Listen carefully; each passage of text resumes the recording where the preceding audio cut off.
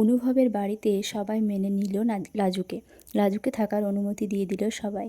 বিশেষ করে অনুভবের জেঠিমণি লাজুর কাছে গিয়ে ক্ষমা চাইল। বলল, তুই এত ভালো মনের মানুষ, আগে বুঝতে পারিনি আমরা। তোকে কত ভুল বুঝেছি, কত অপমান করেছি। মিথ্যে দোষারোপ দিয়ে বাড়ি থেকে বেরও করে দিচ্ছিলাম তোকে লাজু। আর কেউ কোথাও তোকে তাড়াতে পারবে না। তুই যে এত ভালো, এত সৎ, তুই এই বাড়িতেই থাকবি, আর ডাক্তারও তুই এই বাড়ি থেকেই হবি।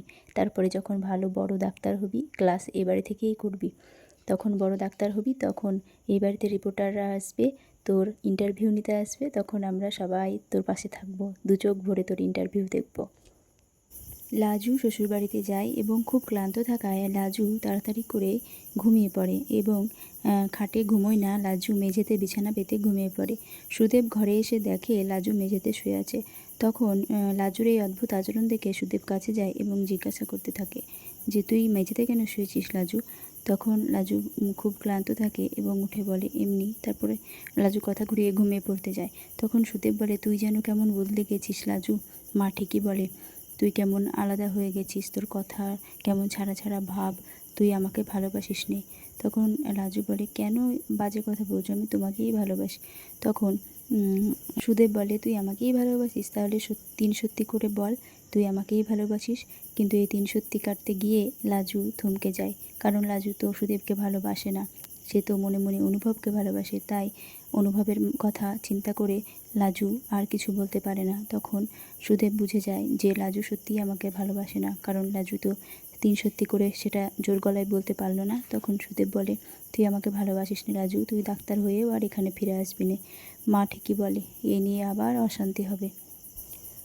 অনুভব তাদের বাড়িতে শুয়ে থাকে এবং বনলতা সেখানে যায় এবং বুঝতে পারে বনলতা যে অনুভব লাজুর জন্য মনটা খারাপ শুয়ে আছে। তখন বনলতা গিয়ে এটা সেটা বলতে থাকলে অনুভব রেগে যায় এবং বলে, লজ্জা করে না যে লাজু তোমার জন্য সকলের সামনে এত লড়াই করলো, তোমার এই বাড়ি থেকে বেরিয়ে যাওয়া আটকে দিল সবাই, আর তাকে নিয়ে তুমি এসব বলছো? তখন বনলতা আরও রেগে যায় এবং বলে, আমি কিছুতেই লাজুর এই বাড়িতে থাকা সহজ করব না, এরকমটা বলতে থাকে। অনুভব বলে, সত্যি তুমি কেমন একটা। ওদিকে বনলতার মা ফোন করে এবং জিজ্ঞাসা করে যে, কিরে, ওই লাজু নামে মেয়েটা বাড়ি ফিরে এসেছে নাকি? তখন বনলতা বলে, না, এখনও ফিরে আসেনি, সন্ধে হতে চললো, আসেনি। আর ফিরে আসেনি বলেই তো অনুভবের মনটা খারাপ, অনুভব কেমন গোমরামুখী হয়ে থাকছে।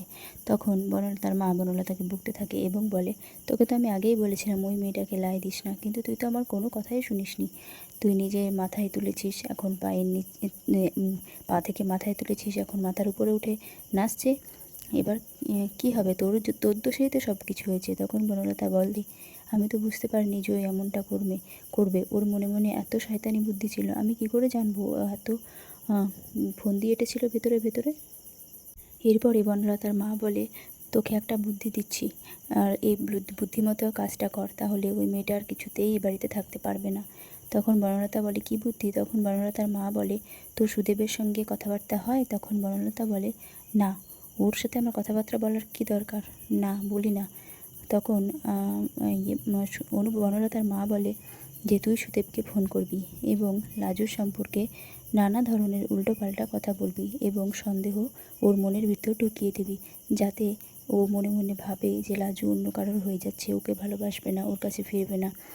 এইসব ওর মাথার ভিতর ঢোকাবি, তাহলে দেখবি ওর মনে বিষ ঢুকিয়ে দিলে ও ঠিক লাজুকে এখান থেকে নিয়ে চলে যাবে, এখানে আর কিছুতেই রাখবে না, দেখবি। তখন বনলতা বলে, এটা তো তুমি বেশ ভালো বলেছো মা, ঠিক আছে, আমি এটা অ্যাপ্লাই করে দেখব কাজ হয় কি না।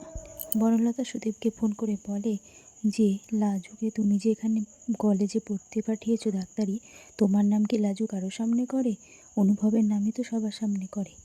খবরের কাগজে লাজুর নাম বেরোলো, তখনও তো লাজু তোমার নাম একবারও বলেনি যে আমার স্বামী এখানে আমাকে পাঠিয়েছে, শুধু অনুভবেরই নাম করে। এইসব বলে সুদেবকে ভুল বোঝাতে থাকে বনলতা।